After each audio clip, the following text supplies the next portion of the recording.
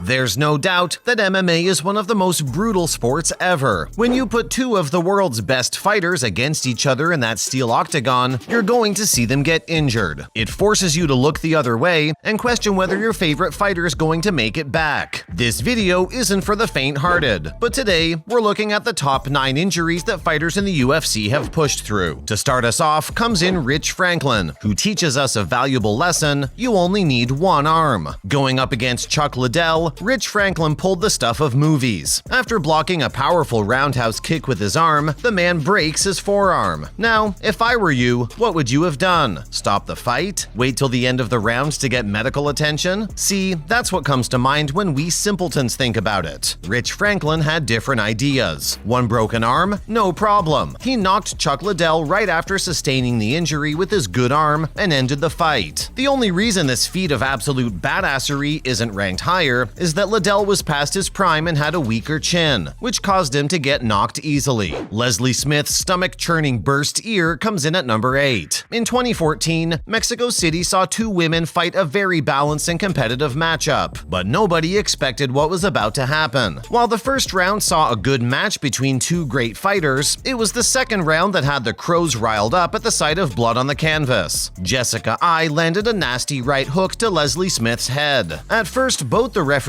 and crowd thought that it was a minor injury. What seemed like a small cut above the ear was confirmed as an exploded ear spewing blood onto both fighters. The fight was stopped in order to ensure Smith's safety, and images of the injury still haunt viewers. At number 7, we have Corey Hill, whose legs snapped on the offensive. UFC Fight Night 16 saw something that had spectators around the world get the ick. This injury, in our opinion, was one of the worst to see live. So if you're suddenly intrigued, we advise you to just not look it up. Just don't. Most injuries are sustained while being choked or taken down. But Corey Hill's fight with Dale Hart saw the opposite. Corey went in for a side kick to gain some momentum over Hart, but the kick landed awkwardly. This saw Corey's lower leg instantaneously snap in half at the point of contact, and the fight had to be stopped immediately. After his surgery, Corey asked his doctors what he could expect from the future, and he was told that only a fool would clear him to fight, and that he'd need to look for another career. Consistent rehab after having gotten his rods pulled just 6 months after showed how much of a warrior Corey is. He has sustained what's called a drop toe from the incident, but that doesn't seem to slow down his fighting ability. Coming in at number 6, we have Mark Hominick versus Jose Aldo, the second head. Unlike the last one, this injury came through more expected means. If you're even a casual fan, you've heard the name Jose Aldo, one of the most fierce strikers the game has ever seen. So, if you're Mark Hominick, you're obviously going to be guarding that precious head of yours, right? Mark opened up his guard for just a moment, and Jose took charge. Firing a lethal combination of punches to the face, Jose managed to get just enough damage in to cause Hominick's eventual downfall that night. The combination caused severe swelling and a hematoma to Mark's left eye. We're no doctors here, but that even sounds painful. The famous UFC commentator Joe Rogan described it as a second head. Luckily, this injury was more grotesque to look at than it was in the long term for Mark's career, and he was able to bounce back after receiving medical treatment. Securing number 5, we have John Jones's fighting-winning TKO toe. While defending his light heavyweight title against Chael Sonnen, John the Bones Jones lived up to his name. After having finished the fight within the first round, the adrenaline rush caused John to not even feel what he'd endured. A dislocated toe with a broken bone right above the joint, but this man endured the pain to see the fight to the finish. He even gave a post-fight interview with a bone just glaring out of where his big toe joint should have been. The injury was so gruesome that the UFC were forced to edit the footage out in his post-fight interview. We don't know what's worse, the injury or the fact that he had to go on and still won the fight. Taking number 4 is Randy Couture, who apparently doesn't need both arms anyway. Every UFC fan knows that Gabriel Gonzaga is a scary man, but we guess Randy Couture just didn't care. Being the underdog for this fight, Randy was up against one of the best Brazilian Jiu-Jitsu fighters in the league. One of Gonzaga's kicks quite literally broke Randy's forearm, but it still wasn't enough to seal his dominance in the cage. With that very broken forearm, Randy Couture used his Greco-Roman wrestling to secure the takedown and took control of Gonzaga. This man actually secured a technical knockout by ground and pound with a broken forearm against one of the most feared fighters in the league. What a savage! Securing the first in the top 3 is Chris Weidman with his snapped leg. leg. If you've made it this far, it's safe to say you're more than comfortable with talk of broken bones and such. While Weidman's injury happened in a similar fashion to that of Corey Hill's, there are a few details that make it distinct. The first being the fact that the shot that caused the snap was caused by Chris after the bell rang. Upon impact, the leg snapped for everyone to see, and luckily the fight was stopped right there and then. If you go back and watch the footage, you can quite literally see Weidman's leg fold around that of his opponent's. The second reason is the fact that Weidman had to get 2 surgeries for this injury. The first surgery was not enough to put the bone in a state of healing, and so the second one was to ensure that the bone is plated and secured from long-term damage. Just for your information, this is the man who's already had to lose his thumb and have it replaced with a bone from his hip. How much can a man take? The second spot goes to Alistair Overeem's exploded lip. Ladies and gentlemen, this might be the only thing that's worse than watching what happened to Weidman and Hill. In his bout against Jairzinho Rozenstruik, Overeem was well in control deep into the last round of the fight. When victory was in sight, Rozenstruik unleashed a deadly right overhand, striking Overeem right in the face. What fans called a Hail Mary overhand caused Overeem to fall back to the canvas, and the fight was called with just 4 seconds left. What followed was nothing short of just plain brutality. The reason this one makes it into our top 2 is the fact that when Overeem regained, he noticed that part of his lip was missing. A torn lip is one thing, but having your lip torn off? Yikes! The sight of this injury is no walk in the park for squeamish fans. Overeem's lip was obviously stitched right after the fight, but needed plastic surgery in order to look anything close to normal. The fighter continued fighting after recovery and saw his career end in 2011. Finally, the main event, Ben Rothwell's torn ACL against Gilbert Yvel. We know that torn ACLs are some of the more common injuries that we hear about in sports, but in this case, it's not the injury that lands Rothwell at number 1. The way he dealt with the injury clearly shows that he defied human norms and went on like a true warrior. Let's get one thing clear. It's possible to stand and walk with the torn ACL. However, it's anatomically impossible to do athletic movements. On top of that, the pain would be unbearable until medical attention is given, especially if you're going up against a top-flight UFC fighter. Ben Rothwell doesn't seem to care about these things that clearly concern us normal humans. This man not only went on to fight a full 3 rounds after sustaining the injury in his first takedown attempt of the fight, but also went on to win by unanimous decision at the end. They say it's not the bones and muscles that make a fighter, it's the warrior spirit. And they're right about Ben Rothwell. What a comeback! That's a wrap for this video. Hope we didn't cause any discomfort. But hey, you read the title. Did we miss any other gruesome injuries? Also, which one do you think was worse? Chris Weidman's leg snap or Corey Hill's? Let us know in the comments below. Make sure to give this video a thumbs up and subscribe to our channel for more videos like this. See you in the next one.